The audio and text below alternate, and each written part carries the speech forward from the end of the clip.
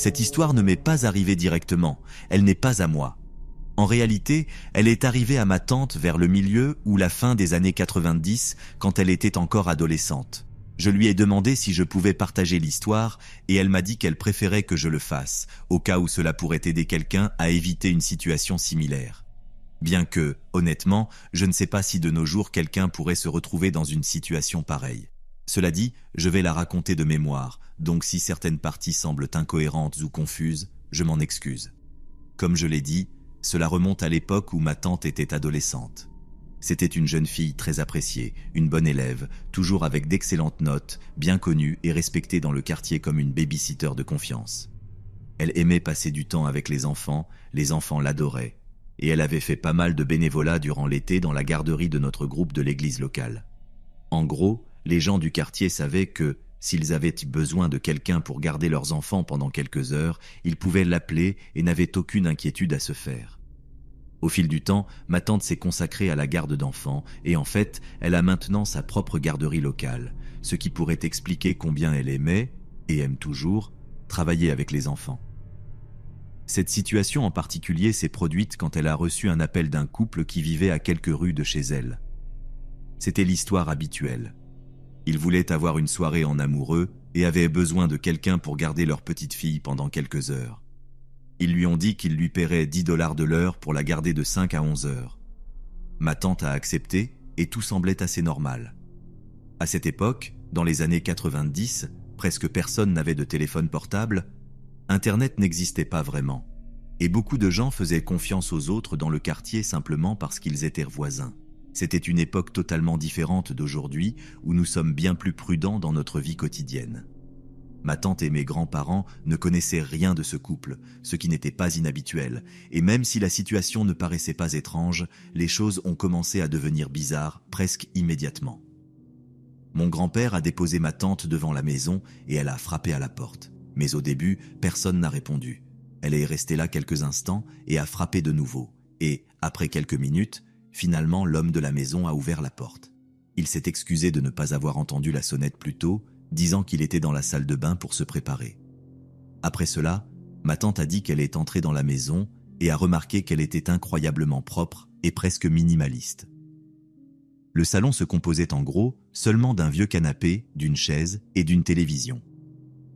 Il y avait une lampe dans le coin pour éclairer, et c'était tout. Il n'y avait pas de photos, pas de jouets, rien qui indiquait que cette famille avait une petite fille ou même qu'ils formaient une famille.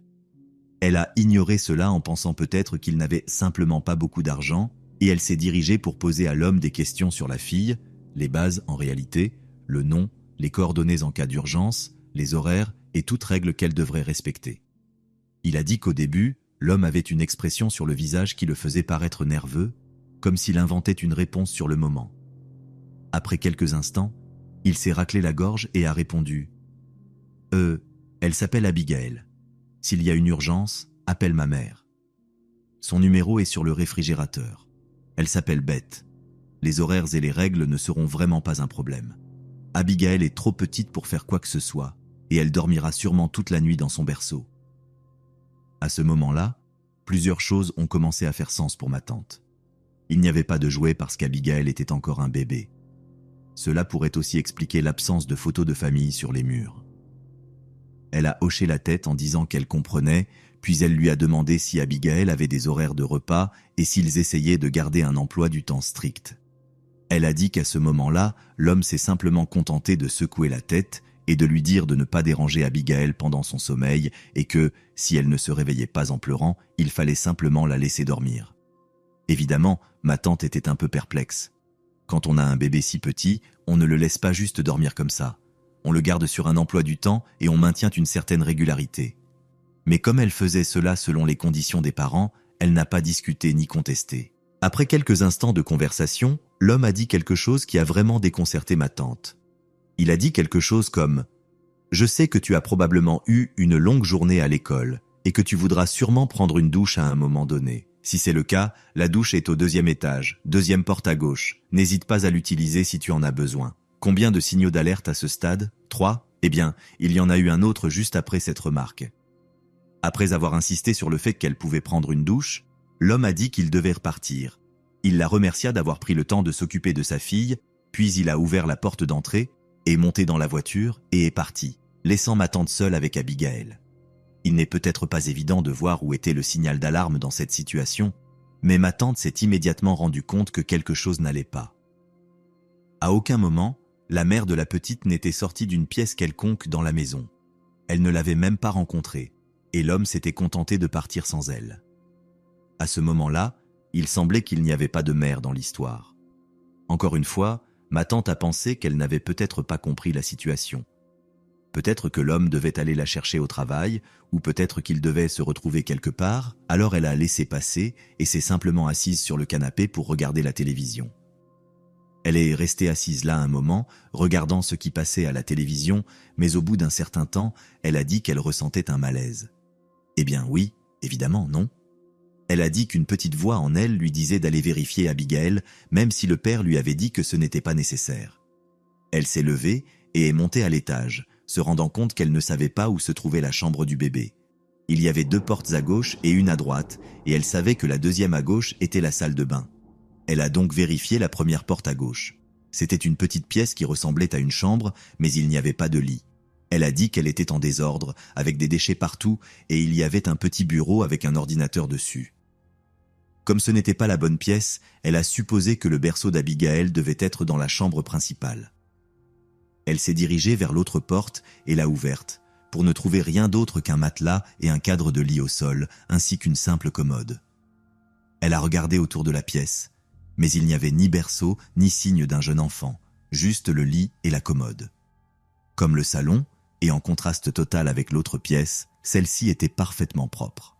À ce moment-là, plusieurs choses sont devenues claires. Premièrement, cet homme était étrange, pour le dire poliment. Deuxièmement, il n'y avait pas d'enfant, Abigail n'existait pas, et elle était en train de garder une enfant imaginaire. Troisièmement, l'insistance de l'homme pour qu'elle prenne une douche était encore plus effrayante en considérant que les 2 premières choses n'étaient pas vraies. Elle a refermé les portes, est redescendue, a pris le téléphone et a rapidement appelé chez elle. Elle a expliqué à son père qu'il n'y avait pas de bébé et lui a parlé du comportement étrange de l'homme. Mon grand-père lui a dit qu'il viendrait en voiture, qu'il se garerait dans la rue et attendrait le retour de l'homme pour s'assurer qu'il ne se passe rien. Après environ 4 ou 5 heures, l'homme est revenu et son aura de type bizarre s'est intensifiée. Elle a dit que, dès son retour, la première chose qu'il lui a demandé était si elle avait pris la douche. Elle lui a dit que non, et il semblait réellement contrarié à ce sujet, au point de lui demander directement pourquoi elle ne l'avait pas fait.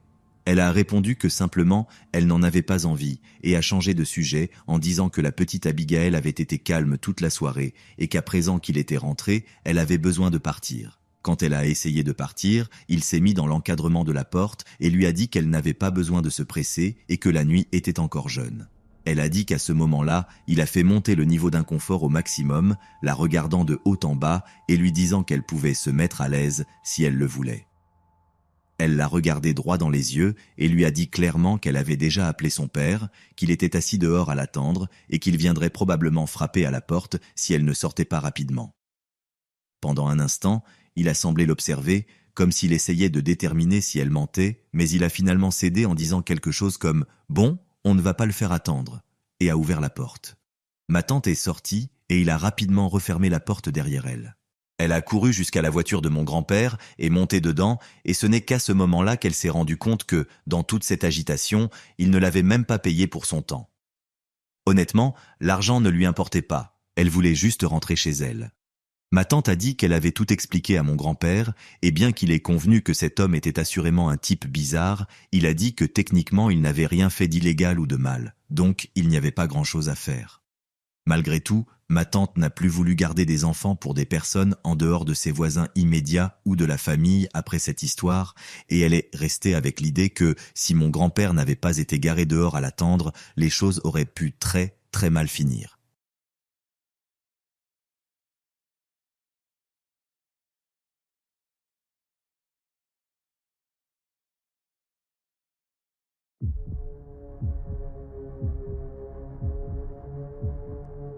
Quand j'étais au lycée, je gardais souvent mes 2 petits-neveux, Kevin et Martin, quelques fois par semaine chez mon frère Joshua.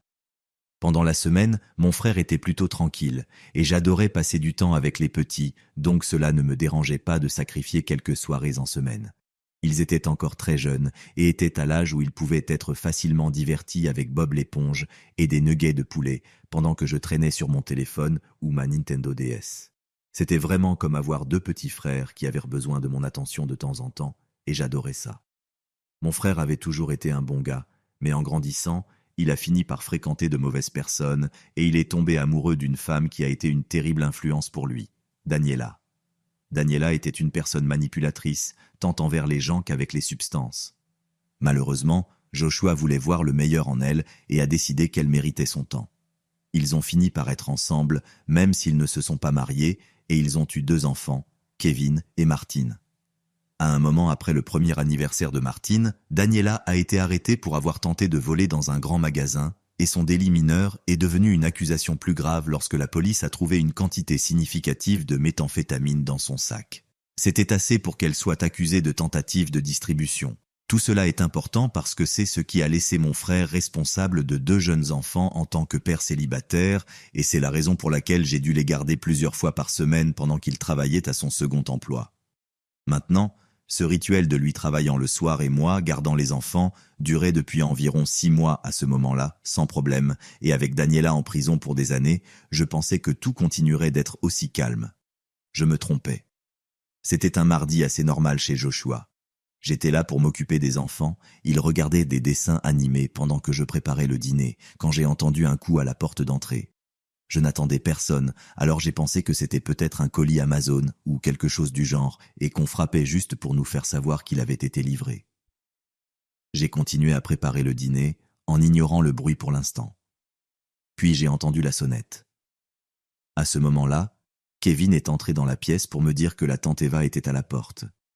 Evangelina, ou tante Eva, était la sœur de Daniela, et elle était aussi mauvaise, voire pire, que Daniela. En plus de ça, Joshua avait une ordonnance restrictive contre elle. Elle ne devait pas être là ni s'approcher des enfants. J'ai dit à Kevin d'emmener Martin dans leur chambre et d'y rester, et que je les rejoindrais dans un moment. Ensuite, j'ai envoyé un message rapide à Joshua disant en gros « Evangelina est à la porte » et lui disant que j'allais lui demander de partir. Puis j'ai déverrouillé la porte, mais j'ai laissé la chaîne et j'ai entrouvert la porte, en lui demandant si je pouvais l'aider. Elle m'a regardé un instant, puis elle a soufflé et a laissé échapper un rire moqueur. « Je suis venu voir mes neveux. Où est Joshua ?» Je lui ai dit que Joshua n'était pas là et qu'elle devrait revenir à un autre moment pour parler avec lui de la situation. Elle m'a répondu que je devais la laisser entrer pour voir ses neveux immédiatement. À ce moment-là, Joshua m'appelait. Alors j'ai mis le téléphone sur haut-parleur et lui ai dit que j'informais Evangelina qu'elle devait partir. Elle a commencé à me crier dessus, ainsi qu'au téléphone, en disant qu'elle avait le droit de voir sa famille et qu'il ne pouvait pas l'en empêcher. Lui, calmement mais fermement, lui a dit « Evangelina, tu dois partir. Si tu n'es pas partie dans 3 minutes, j'appellerai la police pour leur signaler que tu violes une ordonnance restrictive. Tu n'es pas censé t'approcher de mes enfants, ni être sur ma propriété. Phil, si elle n'est pas partie dans 3 minutes, appelle la police. » J'ai accepté.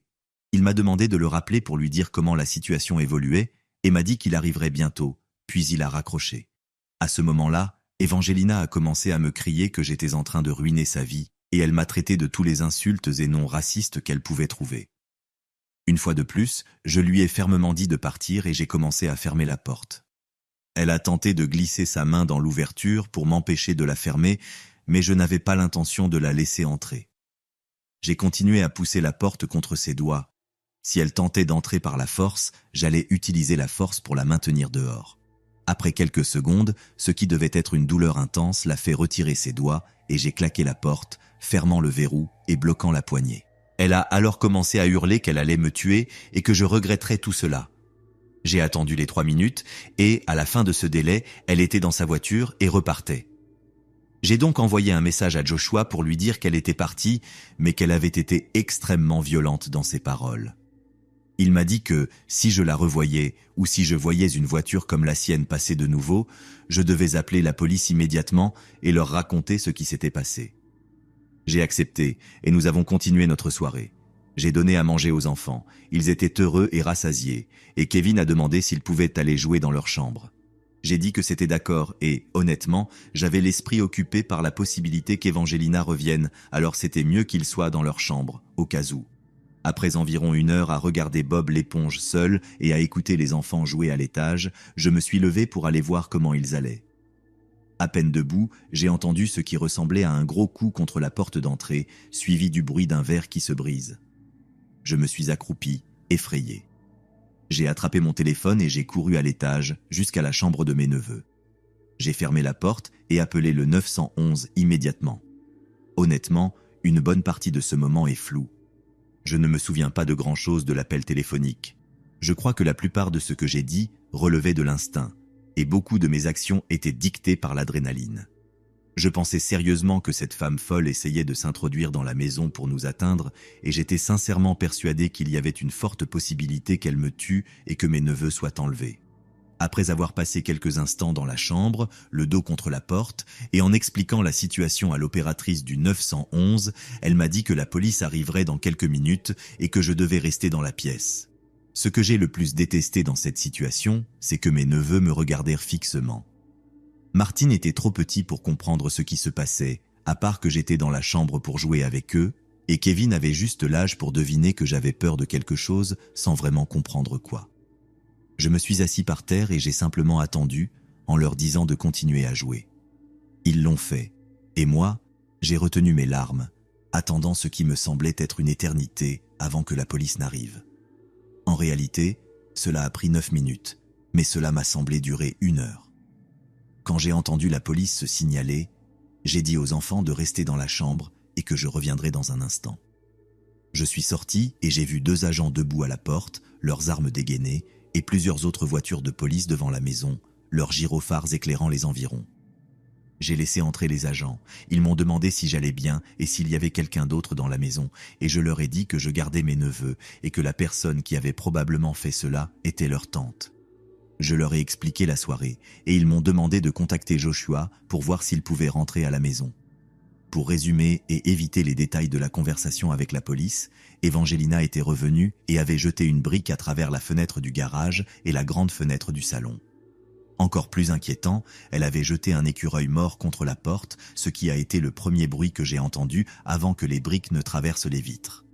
Cette femme avait perdu la raison et essayait clairement de montrer à quel point elle était folle. Et bien que j'ai eu si peur que j'ai failli me pisser dessus, j'étais surtout horrifié de penser qu'elle aurait pu être prête à lancer une brique dans la fenêtre du salon, là où l'un de ses propres neveux aurait pu être assis. Elle aurait pu facilement en tuer un s'ils avaient été dans la pièce. Heureusement, j'étais seul en bas, et les enfants étaient en haut en train de jouer. La police a pris ma déposition et a lancé un mandat de recherche contre elle. Ils ont interrogé les voisins pour voir s'ils avaient remarqué quelque chose, et après cette nuit-là, mon frère a installé des caméras de sécurité aux fenêtres, juste au cas où. Mais, si mes souvenirs sont bons, la police a fini par l'arrêter et elle ne sortira pas de sitôt. Donc, Evangelina, la tante complètement cinglée de mes neveux, j'espère que toi et moi ne nous recroiserons jamais.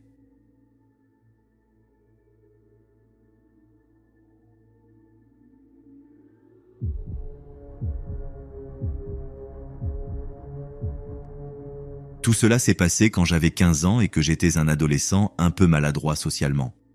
Je n'avais pas beaucoup d'amis et je ne socialisais vraiment pas beaucoup au-delà du minimum sur les réseaux sociaux. Parfois, je gardais mes cousins pour gagner un peu d'argent de temps en temps. Cela dit, et comme j'avais un peu d'expérience en garde d'enfants, l'ami de mon père, Andrew, lui a demandé si j'étais disponible pour l'aider pendant les vacances d'été. Andrew avait une trentaine d'années et était maintenant père célibataire d'un garçon de 6 ans nommé Marcos. Sa femme, Jennifer, était décédée à cause d'un problème cardiaque, une complication non diagnostiquée qu'il avait prise par surprise.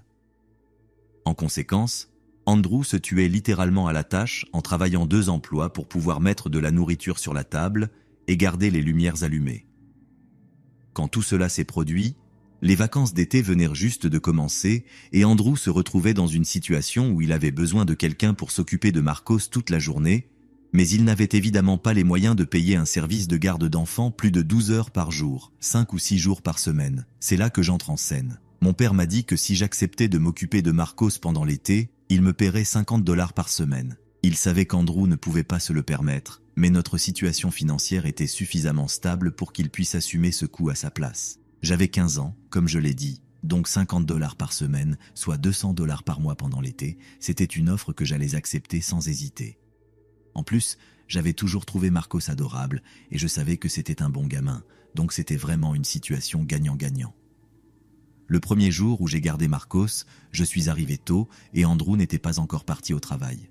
Il m'expliquait toutes les règles de base et qu'il y avait des nuggets de poulet pour son déjeuner dans le congélateur, toutes les choses qu'on pourrait attendre d'un père. Ensuite, il m'a dit à quel point il était reconnaissant que je fasse cela gratuitement et qu'il était désolé de me priver de mon été. Je lui ai expliqué que je n'avais vraiment rien de prévu et que j'adorais Marcos, donc ce n'était pas un gros problème pour moi. Ensuite, il m'a dit que sa sœur s'était occupée de Marcos après l'école, mais qu'elle lui avait finalement dit qu'elle n'était pas prête à le garder toute la journée si elle n'était pas payée. Pour moi, c'était un peu choquant. J'étais surpris qu'un membre de la famille ne soit pas prêt à aider, surtout compte tenu de la situation difficile d'Andrew. Je l'ai rassuré en lui disant que j'étais heureux d'aider et que j'étais désolé qu'ils doivent passer par tout cela. Il est parti au travail et je me suis installé sur le canapé et j'ai allumé la télé. Marcos dormait encore et ne semblait pas prêt de se réveiller avant quelques heures. Honnêtement, garder Marcos durant les premiers jours était assez normal. Mon père me déposait le matin, je m'assoupissais sur le canapé en regardant la télé jusqu'à ce que Marcos se réveille, puis je lui préparais son petit déjeuner. On regardait quelques films, on jouait à des jeux, on s'amusait tout simplement jusqu'à ce que son père rentre. Franchement, j'étais vraiment content de la situation et je me disais que ça allait être un super été. Puis, au cours de la deuxième semaine, tôt un matin, je dormais encore sur le canapé quand j'ai entendu un bruit fort dans la cuisine. Je me suis levé en sursaut et j'ai vu Marcos dans la cuisine avec une expression de panique absolue. Quand il a vu que j'étais réveillé, il m'a simplement regardé, le visage complètement rouge. Il était en pyjama, avec des céréales et du lait renversés sur le sol et un bol à l'envers à côté de lui. Il était assez clair ce qui s'était passé, mais pour une raison quelconque, Marcos a crié aussi fort qu'il a pu et a couru dans le couloir jusqu'à sa chambre, en fermant la porte avec fracas tout en criant et en pleurant, répétant qu'il était désolé entre deux sanglots.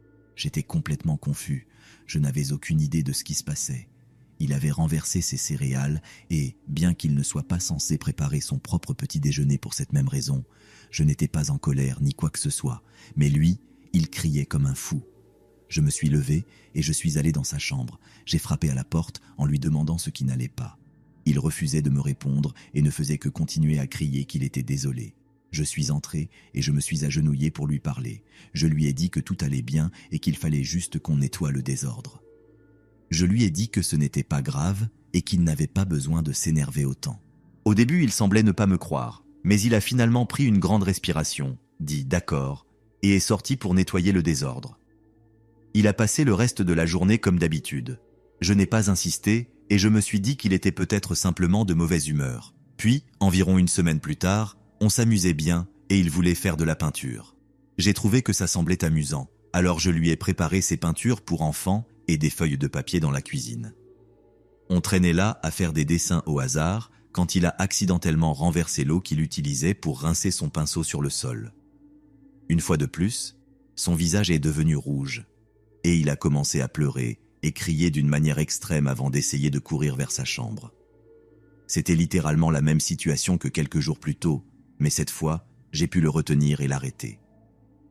Le regard dans ses yeux était de la véritable terreur, tandis qu'il hurlait ses excuses, les larmes coulant sur son visage.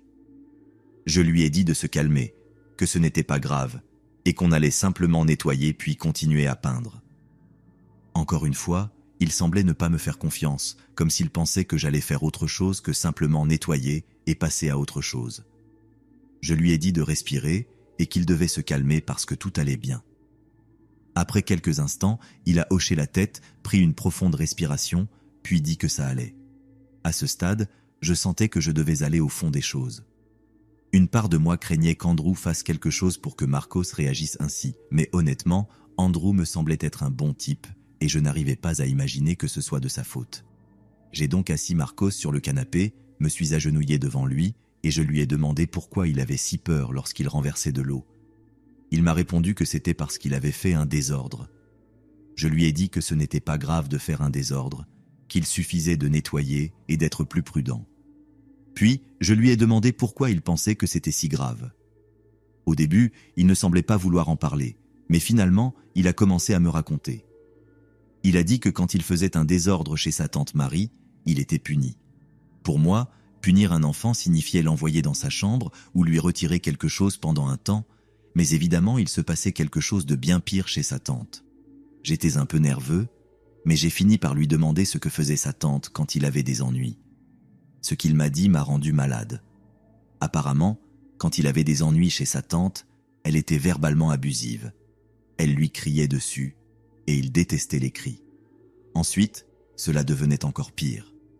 Il m'a expliqué que quand il faisait quelque chose de mal, après lui avoir crié dessus, elle l'enfermait dans le sèche-linge. Elle le mettait dans le sèche-linge, fermait la porte et la maintenait fermée jusqu'à ce qu'il arrête de pleurer. Il m'a dit que quand il faisait un désordre chez moi, il pensait que j'allais l'enfermer dans le sèche-linge, et c'est pour cela qu'il courait se réfugier dans sa chambre en me criant qu'il était désolé. J'étais sous le choc. Je lui ai dit que jamais je ne ferais cela et qu'il n'avait pas à s'inquiéter de ça avec moi, ce à quoi il a répondu qu'il préférait être avec moi plutôt qu'avec sa tante, et il m'a fait un câlin. Honnêtement, j'avais envie de pleurer quand cela s'est produit, mais je me suis contenté de lui dire que tout allait bien et on a repris la peinture. Quand Andrew est rentré à la maison, je lui ai demandé si on pouvait parler. Je lui ai expliqué ce que Marcos m'avait dit au sujet de sa tante, et Andrew était aussi horrifié que moi. Il m'a dit qu'il n'avait aucune idée. Il pensait simplement que Marcos n'aimait pas être là-bas à cause de ses cousins. Honnêtement, il n'y a pas beaucoup plus à raconter. J'ai gardé Marcos tout l'été, et après, il venait chez nous après l'école quand les classes n'ont repris. Andrew a réussi à remettre de l'ordre dans sa vie, il s'est remarié, et maintenant ils forment une famille heureuse. Marcos a maintenant 11 ans et c'est un garçon intelligent. Je crois qu'il ne se souvient vraiment plus de ce qui s'est passé à cette époque.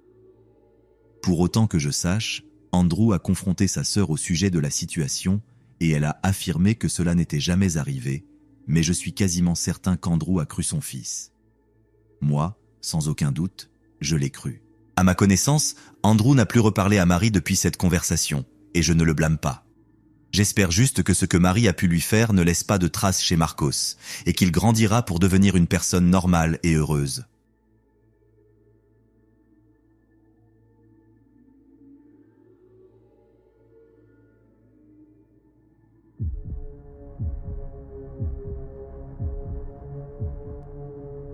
Quand j'avais environ 16 ans, j'ai décidé de trouver un emploi pour l'été. Ce serait mon tout premier emploi, puisque ma mère me donnait généralement de l'argent de poche. J'étais un peu perdu sur la façon de commencer, alors ma tante m'a simplifié la tâche en me trouvant un travail de garde d'enfants pour un de ses clients. Elle travaille dans un salon, et le nom de son client est Adetokunbo.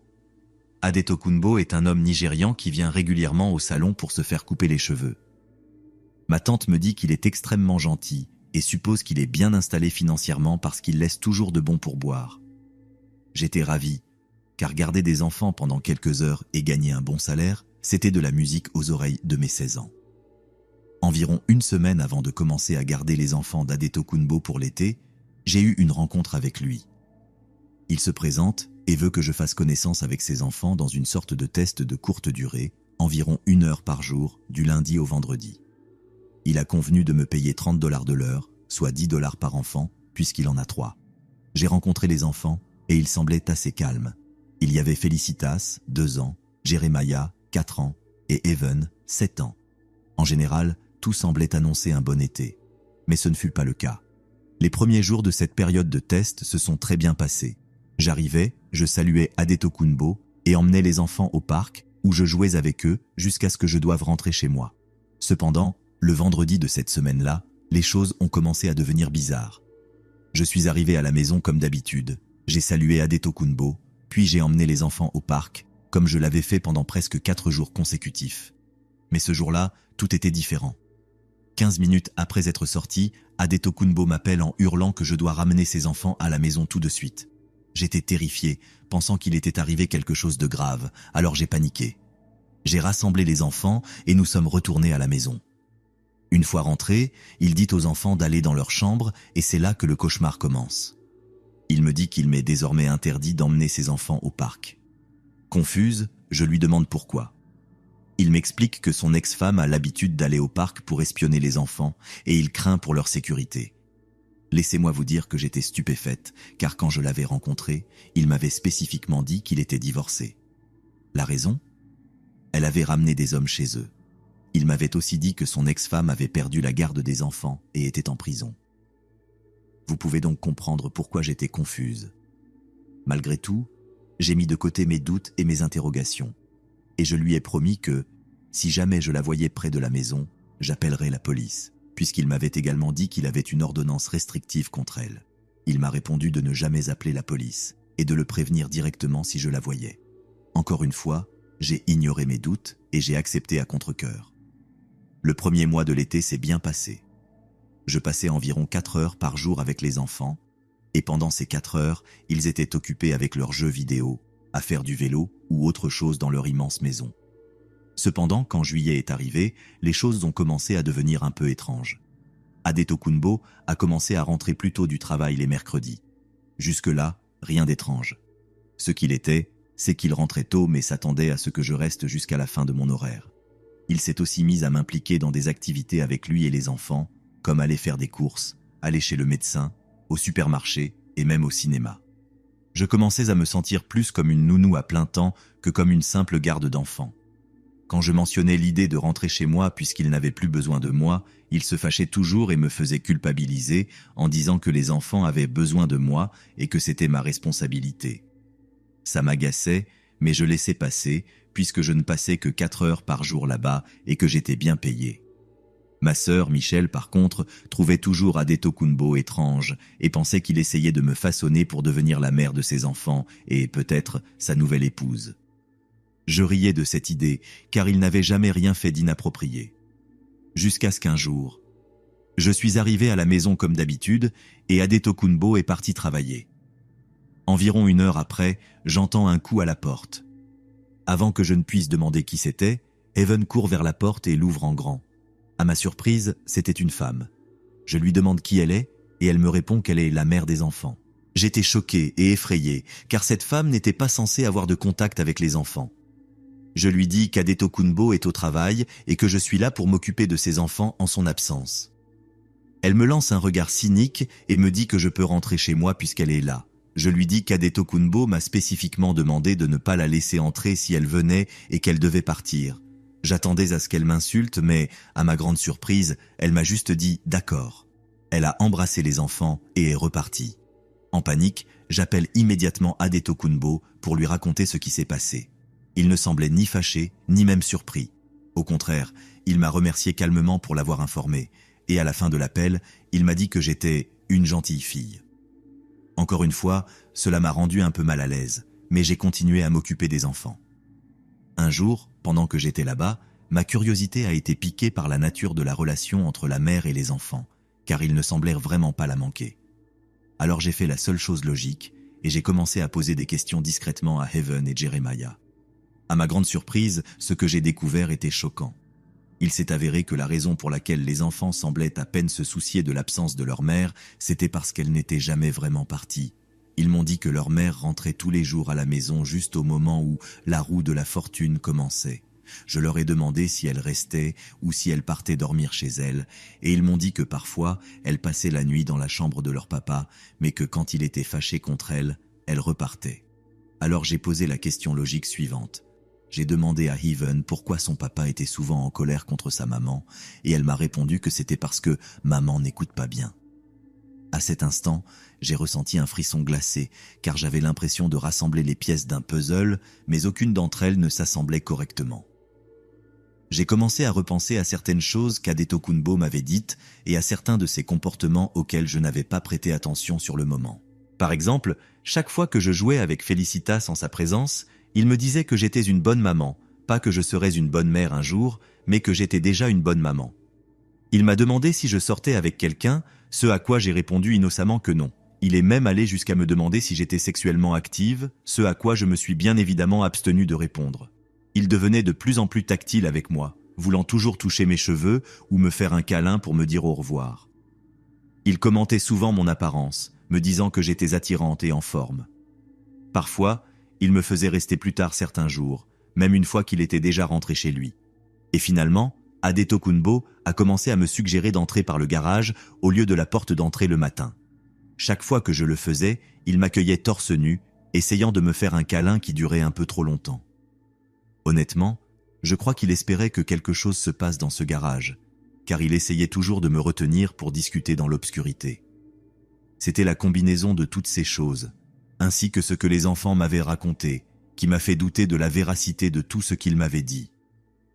J'ai commencé à penser qu'Adetokunbo ne cherchait pas vraiment une nounou, mais plutôt une nouvelle épouse pour être la mère de ses enfants. À mesure que le temps passait, j'ai commencé à redouter d'aller chez lui. L'idée même de m'y rendre me causait de l'anxiété, mais je continuais quand même à y aller, sans rien dire à personne de ce qui se passait. Avec le temps, j'ai appris des nouvelles encore plus troublantes.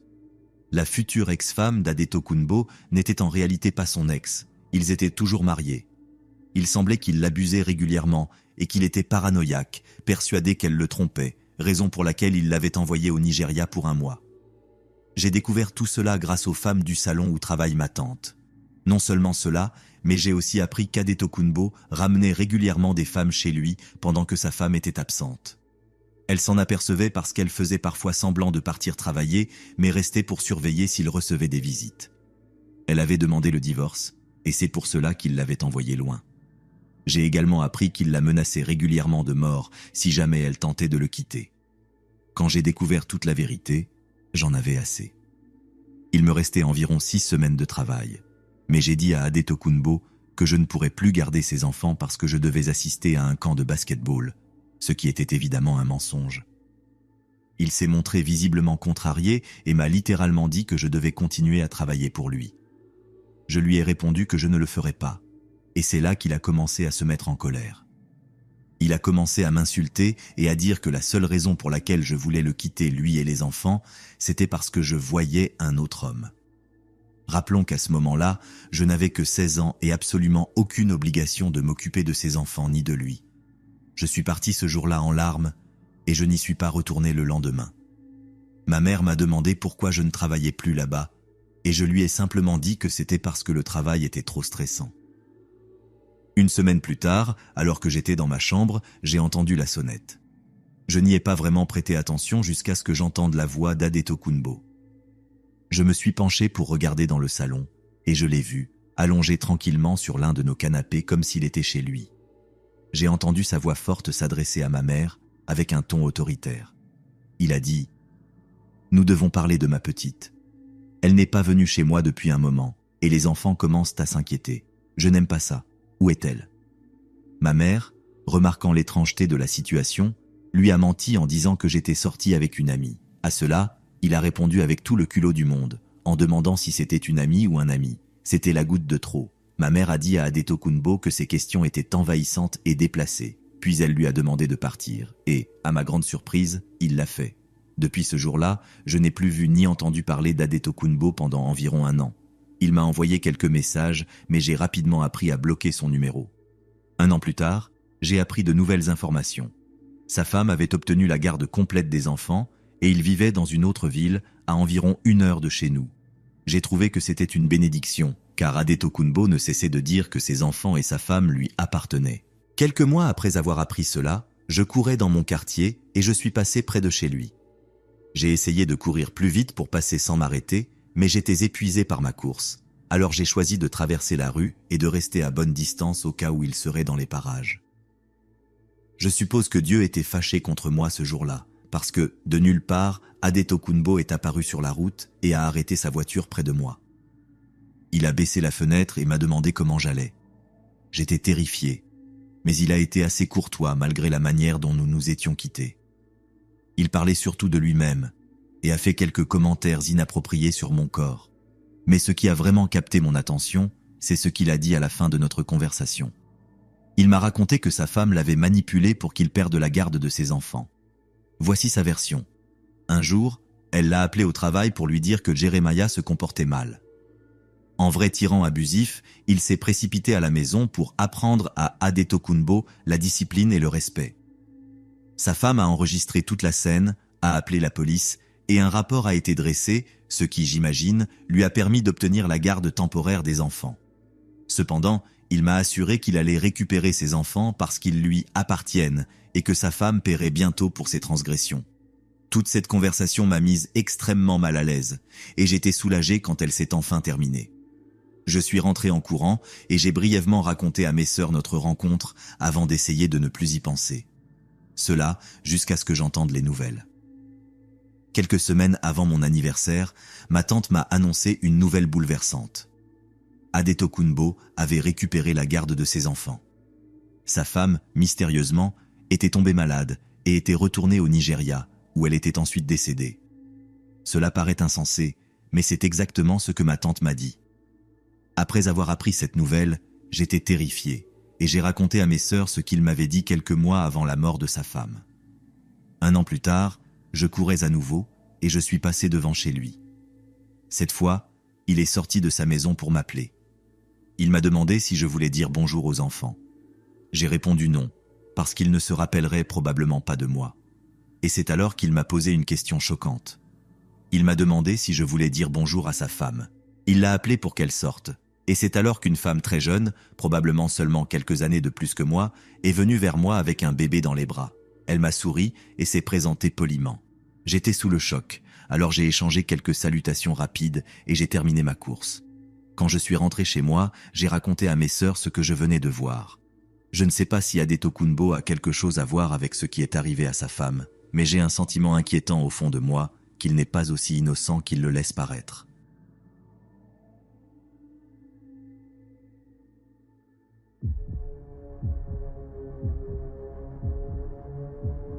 Quand j'avais environ 17 ans, je voulais devenir jeune fille au pair, et le seul endroit où je pouvais aller à cet âge-là, c'était l'Angleterre. J'ai trouvé une famille, une mère avec 2 enfants, un garçon et une fille. J'ai pris contact avec eux et j'ai parlé avec la mère. Elle semblait très intéressée et très gentille. Nous avons fixé une date pour mon arrivée et c'était tout. Quand je suis arrivé à l'aéroport, j'ai été très surprise de ne pas les voir là pour m'accueillir. J'ai envoyé un message à la mère pour lui demander où ils étaient et combien de temps ils allaient mettre pour arriver. Elle m'a répondu qu'elle était en route, mais coincée dans le trafic. Je me suis dit « D'accord, ça se comprend ». Elle m'a dit d'attendre près de la sortie. Peu de temps après, elle m'a envoyé un message disant qu'elle était arrivée dans une voiture bleue. Je regardais autour de moi, un peu confuse, parce que je ne voyais aucune voiture bleue. Quand j'ai enfin repéré la voiture, une autre femme, différente de celle avec qui j'avais échangé, est sortie et s'est dirigée vers moi. À l'instant où j'ai croisé le regard de cette femme, j'ai reçu un long message de la personne pour qui j'étais censé travailler. Dans ce message, elle expliquait que son mari était rentré du pays où il travaillait et qu'il s'était disputé parce qu'il ne voulait pas d'au-pair dans la maison. Pour une raison quelconque, elle n'avait pas voulu me le dire et m'avait passé à une bonne amie qui avait aussi besoin d'une au-pair. J'étais très confuse et, à ce moment-là, un peu effrayée. Tout cela semblait très bizarre, comme si quelqu'un m'observait et attendait le moment parfait pour m'envoyer ce message. La femme paraissait amicale, mais elle s'empressait de prendre mes affaires et de les mettre dans sa voiture tout en me parlant. J'étais nerveuse et, n'étant pas de nature très confrontante, je ne savais pas vraiment quoi dire ou faire, à part la suivre et faire ce qu'elle me disait. Quand tout a été chargé, elle m'a dit que nous devions y aller. Je lui ai dit que je ne me sentais vraiment pas à l'aise avec tout ça. Elle a dit qu'elle comprenait, mais qu'elle avait vraiment besoin d'aide et qu'elle avait elle aussi 2 enfants à la maison. Nous avons dû bouger rapidement, car elle était garée dans un endroit non autorisé, alors nous sommes montés dans la voiture et avons commencé à quitter l'aéroport. Dès que nous avons pris la route, je lui ai dit que cette situation me mettait très mal à l'aise et que je préférais descendre et rester à l'aéroport. Elle a paru un peu agacée par ma décision et m'a dit qu'elle pouvait me déposer, mais qu'elle devait d'abord s'éloigner de cet endroit parce qu'elle ne pouvait pas risquer de recevoir une amende pour stationnement ou quelque chose comme ça. Je ne sais pas vraiment si c'était vrai, mais c'est ce qu'elle m'a dit. Nous avons roulé encore quelques minutes, toujours dans l'enceinte de l'aéroport, et elle s'est arrêtée un peu plus loin pour que je puisse descendre et appeler mes parents. J'ai parlé avec eux en pleurant tout le long. J'ai remarqué que, pendant que je parlais, la femme restait dans sa voiture et discutait avec quelqu'un, probablement la femme avec qui j'avais échangé auparavant. Je n'ai pas compris la langue, donc je ne peux pas dire de quoi il s'agissait. Quand j'ai terminé mon appel, je suis remonté dans la voiture et lui ai répété que je voulais vraiment qu'elle me laisse. Mais elle n'arrêtait pas de me demander si j'étais sûr, si je ne voulais pas aller au centre-ville avec elle, ou même si je préférais qu'elle me dépose dans un centre commercial. Bien sûr, j'ai répondu non, que je voulais juste retourner à l'aéroport. Heureusement, elle a fini par accepter et m'a laissé là. Je suis rentré à l'intérieur pour parler avec mes parents. Après cet épisode, j'ai reçu des messages vocaux étranges de sa part et aussi de 2 autres personnes. Je ne comprenais pas ce qu'ils disaient, mais c'était très troublant. Mes parents ont également essayé de la contacter, mais elle les a bloqués tous les 2. Si tu ne le sais pas, beaucoup de jeunes filles au pair sont très maltraitées. Pour se sentir en sécurité et pour éviter les abus, comme être sous-payé ou travailler plus d'heures que prévu, nous devons signer un contrat. J'ai découvert plus tard que le contrat qu'elle m'avait envoyé était faux et en réalité non contraignant. Je ne sais pas comment, mais il n'était pas légalement valide. J'ai aussi découvert que les adresses qu'elle m'avait envoyées étaient fausses et qu'apparemment, elle ne vivait pas là non plus. Après cela, j'ai appris que la ville où j'étais censé séjourner était un foyer de trafic d'êtres humains. Je l'ignorais complètement jusqu'à ce que tout cela se produise. Beaucoup de choses semblaient très suspectes. Peut-être que j'exagère. Peut-être que ce n'était pas aussi grave que ce que je pense. Mais à ce moment-là, j'étais certaine que quelque chose de louche se passait.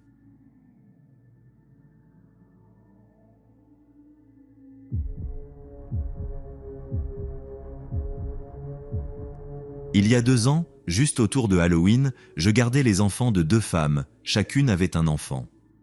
Elles voulaient sortir, alors je suis resté dans la maison de l'une d'elles pour m'occuper des petits. Il était environ 8 heures du soir, et les enfants étaient assis sur le canapé, absorbés par leurs iPads et autres, quand quelqu'un a frappé à la porte. Je leur ai demandé s'ils attendaient quelqu'un, et ils ont tous les 2 répondu que non. Je me suis approché pour regarder par le judas et j'ai vu un homme portant un sweat à capuche gris délibérément penché pour que je ne puisse pas voir son visage. J'ai immédiatement pensé « non, pas question » et je n'ai rien dit. J'ai simplement commencé à marcher de long en large pour ne donner aucun indice que quelqu'un était à l'intérieur. Quelques minutes plus tard, j'ai jeté un coup d'œil à la fenêtre, à travers les rideaux, et il n'était plus là. Je ne voulais pas effrayer les enfants plus que nécessaire et comme il n'y a pas eu d'autres coups, j'ai laissé passer, pensant que c'était peut-être juste une mauvaise blague. Quelques heures plus tard, les mamans sont rentrées. Elles m'ont demandé comment tout s'était passé et je leur ai dit que les enfants s'étaient bien comportés mais que quelqu'un était venu frapper à la porte. Elles m'ont demandé à quelle heure et j'ai répondu vers 8 heures. L'une des mamans a commencé à devenir nerveuse et à fouiller dans son téléphone, pendant que l'autre me disait qu'à cette heure-là, elles avaient reçu des appels étranges depuis un numéro masqué. La personne avait déguisé sa voix et disait des choses comme « je peux te voir par la fenêtre ». Elle n'avait pas pris ces appels au sérieux parce que, vu l'endroit où elle se trouvait, cela ne faisait pas vraiment sens, mais avec le recul, elles étaient presque sûres que cette personne m'observait, moi. Elles m'ont raccompagné jusqu'à ma voiture et je suis rentré chez moi. Apparemment, rien d'étrange ne s'est reproduit par la suite, mais je suis vraiment reconnaissante de ne pas avoir ouvert la porte, car j'ai cette impression au fond de moi que cela aurait pu très mal finir.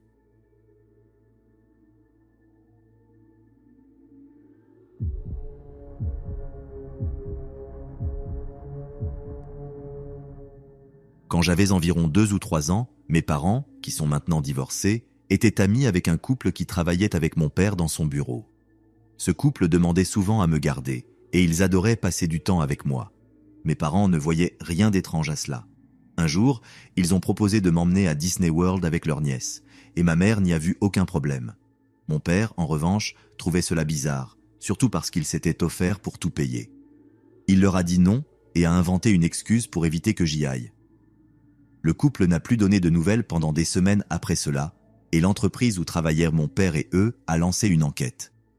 Apparemment, ce même couple qui voulait m'emmener à Disney avait commis une fraude massive, volant des centaines de milliers de dollars. Ils ont disparu, et mon père n'a plus aucune idée de ce qu'ils sont devenus depuis, d'autant plus qu'ils ne travaillent plus là-bas. Mais il est convaincu qu'ils voulaient m'emmener pour disparaître avec moi. Il pense qu'ils ne pouvaient pas avoir d'enfants, et qu'ils en voulaient désespérément un. Mais cela me fait quand même froid dans le dos de penser que j'aurais pu vivre une autre vie dans une autre famille. Dieu merci, mon père était là ce jour-là, parce que ma mère était prête à me laisser partir.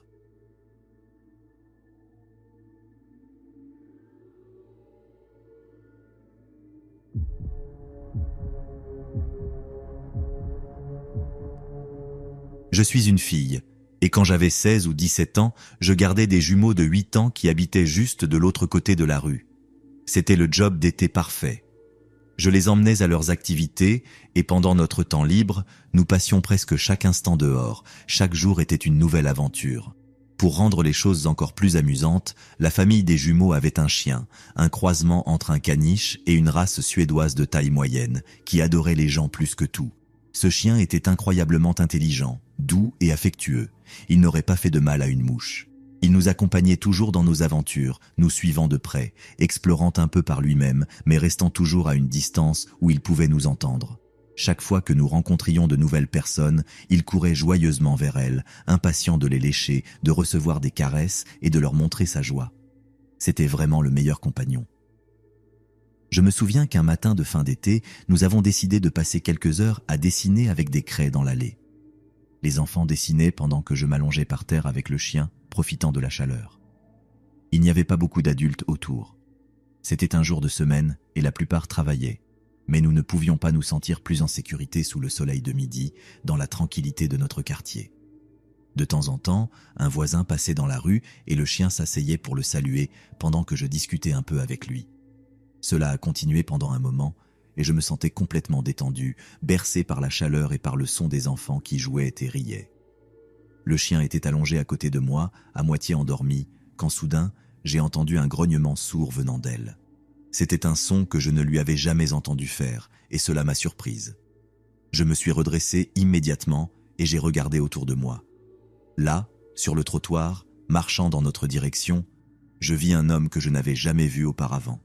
Il était plus âgé, un peu négligé, et nous regardait fixement, comme un faucon. Le chien ne voulait absolument rien savoir de lui, et son grognement devenait de plus en plus fort et intense à mesure qu'il s'approchait. J'aurais dû saisir le signal, mais je ne comprenais rien. J'avais 17 ans, trop jeune pour savoir qu'il fallait faire confiance à son intuition. Tout ce que je savais, c'est que je devais être poli. Il s'est arrêté, les yeux fixés sur moi, et a commencé à essayer d'engager la conversation. C'était assez normal. D'autres personnes étaient déjà passées et avaient fait de même dans la matinée, mais lui posaient des questions plus étranges. Des questions sur nos plans pour la journée, ce que je faisais avec les enfants, où étaient leurs parents, ce genre de choses.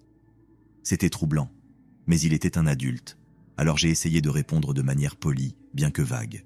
Il continuait de tenter de s'approcher et son regard a commencé à devenir quelque chose de plus insistant, presque lascif.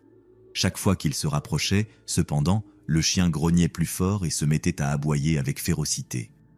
Je ne l'avais jamais vu agir de la sorte et c'est allé jusqu'au point où je devais la tenir et essayer de la calmer, en m'excusant pour son comportement. Il hésitait face à elle, même si ce n'était pas un grand chien, elle s'était plantée devant moi, prête à me protéger. Aussi vite qu'il s'était approché, il a fait demi-tour, a lâché un « au revoir » rapide et s'est empressé de s'éloigner dans la rue. Je ne l'ai jamais revu, et durant toutes les années où j'ai gardé cette famille, je n'ai jamais vu le chien se comporter de cette façon. Je me suis toujours demandé si le chien avait ressenti une menace de sa part que je n'ai pas perçue. Je crois sincèrement qu'elle m'a protégé de quelque chose de terrible. Peut-être que ce n'était rien, mais je n'ai jamais oublié cette rencontre.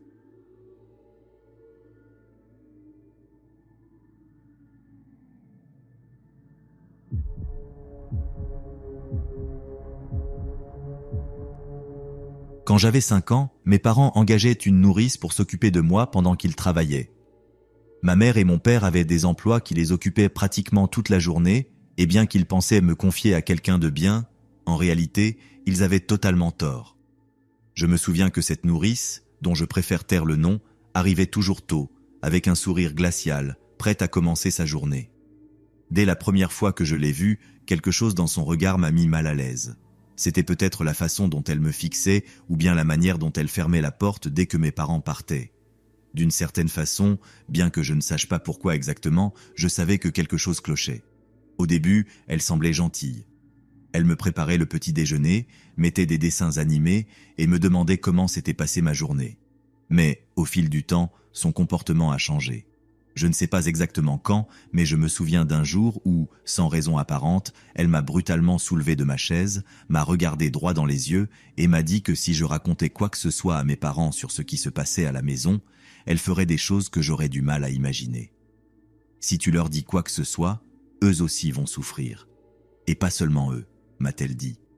Moi, du haut de mes 5 ans, Je ne comprenais pas bien ce qu'elle voulait dire, mais son ton me glaçait le sang et son regard m'a poussé à garder le silence. À partir de ce moment-là, chaque erreur, même minime, la mettait en rage. Si je laissais un jouet traîner, si je ne mangeais pas assez vite, ou même si elle me surprenait à la regarder, elle me saisissait avec force et commençait à me frapper. Je me souviens d'un jour où elle m'a forcé à rester immobile pendant qu'elle me frappait à la tête avec quelque chose qui ressemblait à une sorte de bâton. Elle ne m'a pas laissé voir ce que c'était. Après ces coups, je me sentais souvent si étourdi que j'avais du mal à tenir debout. Mais ce qui me terrifiait le plus, c'était quand elle s'approchait de moi, comme si de rien n'était. Elle venait ensuite me murmurer à l'oreille que je devais garder le silence, car si mes parents apprenaient quoi que ce soit, elle s'en prendrait aussi à eux. Avec le temps, les coups sont devenus une partie de ma vie quotidienne. Chaque jour où mes parents quittèrent la maison, je savais qu'à un moment donné, cette femme trouverait une excuse pour me faire du mal. Je n'ai jamais su ce qui la rendait si furieuse. Parfois, je ne faisais même rien de mal, mais elle trouvait toujours un motif pour déchaîner sa colère sur moi. Je me souviens particulièrement d'un jour où j'ai accidentellement renversé un verre de lait sur la table de la salle à manger. Elle était en train de nettoyer la cuisine, et en entendant le bruit du verre renversé, elle s'est retournée avec une expression de haine que je ne pourrai jamais oublier, même après toutes ces années. Elle s'est approchée lentement, en silence, sans me quitter des yeux, puis m'a saisi le bras avec une telle force que j'ai senti mes os craquer. Elle m'a traîné jusqu'au couloir et m'a poussé contre le mur. « Tu es un enfant inutile. Si tu refais une bêtise de ce genre, tu ne t'en sortiras pas », m'a-t-elle dit, en serrant ses doigts autour de mon bras, me laissant des marques violettes. Personne ne te croira si tu racontes quelque chose. D'une certaine manière, elle avait raison. J'avais essayé de parler à mes parents de certaines choses qu'elle faisait, mais ils trouvaient toujours une excuse pour elle. « Tu n'es pas habitué à avoir une nounou », me disait ma mère. « Tu dois apprendre à obéir », ajoutait mon père. Pour eux, mes plaintes n'étaient que des histoires d'enfants. Jour après jour, je devenais plus renfermé, gardant chaque coup, chaque menace et chaque insulte enfouie en moi. J'avais même peur de regarder mes parents dans les yeux quand ils rentrèrent du travail, craignant qu'elles ne le devinent et me punissent encore plus pour avoir tenté de la dénoncer. Puis, il y a eu ce jour où tout a basculé. C'était une après-midi où je jouais avec des blocs de construction dans le salon. Elle m'observait depuis la cuisine et je faisais de mon mieux pour ne faire aucun bruit. Mais à un moment donné, un des blocs est tombé par terre et a résonné dans le silence de la maison. Je me suis figé, jetant un regard vers la cuisine. Elle, comme toujours, s'est approchée lentement, le visage tordu en une grimace de mépris. Sans un mot, elle m'a attrapé et m'a emmené vers les escaliers. Je savais ce qui m'attendait, alors j'ai essayé de me libérer, de me débattre et de crier, mais elle m'a plaqué la main sur la bouche et m'a frappé la tête avec l'autre main. J'ai ressenti une douleur fulgurante, puis tout est devenu flou. La dernière chose dont je me souviens avant de perdre connaissance, c'est qu'elle m'a lâché brusquement au sol, en murmurant quelque chose sur la façon dont elle ferait passer cela pour un accident. Quand je me suis réveillé, j'étais à l'hôpital. J'avais des bandages autour de la tête et tout mon corps me faisait souffrir. Mes parents étaient là, me regardant avec inquiétude, et pendant un instant, j'ai pensé qu'ils comprendraient enfin ce qui se passait. Mais lorsque j'ai essayé de leur raconter, mes mots semblaient s'effondrer. Je peinais à me souvenir de ce qui s'était passé juste avant de perdre connaissance. C'est le médecin, en m'examinant, qui a commencé à remarquer que mes blessures ne correspondaient pas à une simple chute. J'avais des blessures à la tête, bien sûr, mais aussi sur d'autres parties du corps, dans des endroits où je n'aurais pas pu me blesser si j'étais réellement tombé dans les escaliers. Je me souviens du médecin qui, d'une voix calme, expliquait à mes parents qu'il était peu probable que tout cela soit dû à un accident domestique. Au début, mes parents ont eu du mal à y croire. Ils disaient que cette femme était quelqu'un de confiance, qu'elle avait toujours bien parlé de moi, qu'ils ne pouvaient pas imaginer qu'elle me ferait du mal. Mais plus le médecin insistait, plus ils commençaient à assimiler ce qu'il leur disait.